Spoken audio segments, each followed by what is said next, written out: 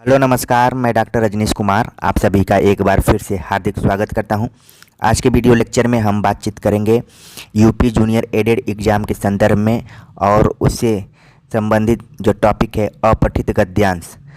अपठित गद्यांश को कैसे हल करें इस पर हम चर्चा करेंगे और एक अपठित गद्यांश आप सभी के सामने मैं प्रस्तुत कर रहा हूं और देखते हैं कि उस गद्यांश को कैसे पढ़ा जाए और मेन पॉइंट्स को कैसे रेखांकित करके नीचे दिए गए 5 प्रश्नों को हम हल करेंगे।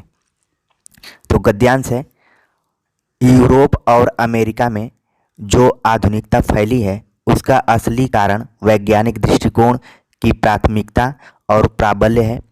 यह दृष्टि उद्योग और टेक्नोलॉजी से नहीं उत्पन्न हुई, बल्कि टेक्नोलॉजी और उद्योग ही इस दृष्टि के परिणाम है। यूरोप और अमेरिका का सबसे बड़ा लक्षण वैज्ञानिक दृष्टि है। निष्ठुर होकर सत्य खोजने की व्याकुलता है और इस खोज के क्रम में श्रद्धा, विश्वास, परंपरा और धर्म किसी भी बाधा को बुद्धि स्वीकार करने को तैयार नहीं है। आधुनिक मनुष्य के बारे में सामान्य कल्पना यह है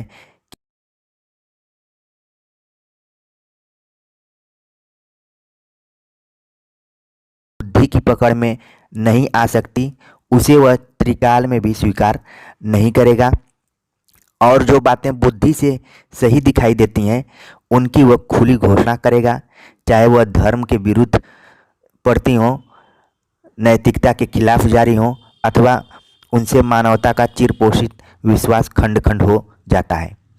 तो आप देख रहे हैं कि एक पैराग्राफ दिया गया है यूरोप और अमेरिका के संदर्भ में और जो मेन पॉइंट्स थे उनको हमने रेखांकित किया है।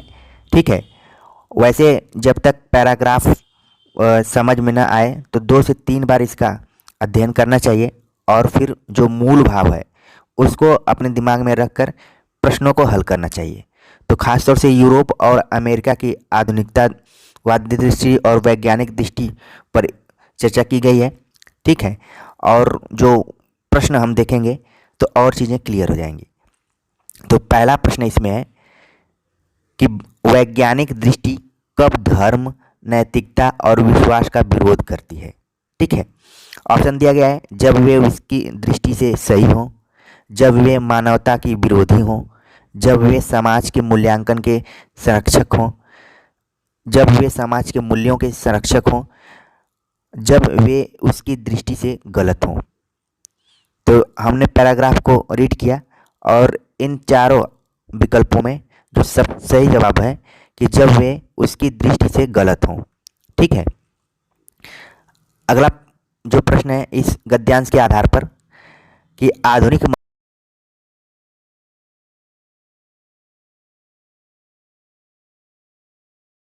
के प्रति मन की प्रतिक्रिया, तथ्यों के प्रति हृदय की अनुभूति, तथ्यों का वस्तुगत परीक्षण और निष्कर्ष, तथ्यों के प्रति लोगों की क्रिया प्रतिक्रिया। तो इसका जो सही जवाब है वह है तथ्यों का वस्तुगत परीक्षण और निष्कर्ष। ठीक है, क्योंकि इसमें जब ऑप्शन में आप जाएंगे तो इसमें वैज्ञानिक दृष्टि और बुद्धि पर ज़्यादा जोर दिया गया है इस पैराग्राफ में। तो जब हम कोई चीज़ वैज्ञानिक दृष्टिकोण से करते हैं तो परीक्षण और निष्कर्ष पर आधारित रहता है कोई चीज़। ठीक है, उसमें न कोई हृदय की अनुभूति काम करती है, न मन की प्रतिक्रिया काम करती है, न लोगों की प्रतिक्रिया काम करती है, बल्कि उसमें क्या है वैज्ञानिक जो तथ्य होते हैं वो परीक्षण और निष्कर्ष पर आधारित होते हैं। तो इस तरीके से इसका जो सही जवाब था वो सी ऑप्शन सही है। अगला प्रश्न है यूरोप और अमेरिका में आधुनिकता के फैलने का कारण है। तो ऑप्शन दिया है उद्योग और टेक्नोलॉजी का जन्म, औद्योगिक वस्तुओं का उपयोग, भौतिक दृष्टि का त्याग, वैज्ञानिक दृष्टिकोण की प्रधानता और प्रबलता। ठीक है, तो जिसका सही जवाब है डी है वैज्ञानिक दृष्टिकोण की प्रधानता और प्रबलता, ऊपर में ही दिया हुआ है। ठीक है, एक बार पैराग्राफ के पास चलते हैं। दिया है कि यूरोप और अमेरिका में जो आधुनिकता फैली है उसका असली कारण वैज्ञानिक दृष्टिकोण की प्राथमिकता और प्रबलता है। यहाँ पर प्राबल्य लिखा है लेकिन ऑप्शन में प्रबलता लिखा है। ठीक है, तो इस तरीके से उसका सही जवाब क्या होगा, डी हो जाएगा। अगला जो प्रश्न है कि टेक्नोलॉजी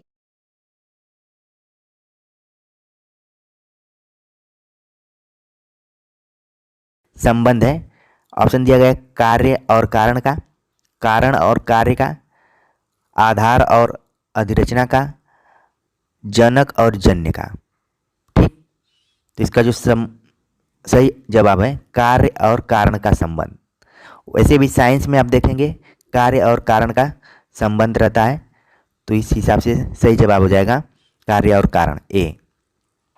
अगला प्रश्न है उस पैराग्राफ के आधार पर ही कि यूरोप और अमेरिका किस संदर्भ में श्रद्धा, विश्वास, परंपरा, धर्म आदि किसी भी बाधा को मानने के लिए तैयार नहीं है। ऑप्शन दिया गया है दार्शनिक सत्य की खोज के संदर्भ में, वैज्ञानिक सत्य की खोज के संदर्भ में, सामाजिक यथार्थ के अनुसंधान के संदर्भ में, साहित्यिक अनुसंधान के संदर्भ में। तो सही जवाब इसका वैज्ञानिक सत्य की खोज के संदर्भ में। ठीक है, क्योंकि ऊपर जो पैराग्राफ में बात की गई है ज़्यादातर वैज्ञानिक दृष्टिकोण को लेकर ही चर्चा की गई है। तो हमने प्रश्नों को हल किया पैराग्राफ के आधार पर। ठीक है, एक बार पैराग्राफ में और पढ़ दे रहा हूँ ताकि आपके दिमाग में प्रश्न भी आ जाए और पैराग्राफ में जो भी इससे संबंधित प्रश्न थे उनके उत्तर भी समझ में आ जाए। यूरोप और अमेरिका में जो आधुनिकता फैली है उसका असली कारण वैज्ञानिक दृष्टिकोण की प्राथमिकता और प्राबल्य है। यह दृष्टि उद्योग और टेक्नोलॉजी से नहीं उत्पन्न हुई, बल्कि टेक्नोलॉजी और उद्योग ही इसके परिणाम हैं।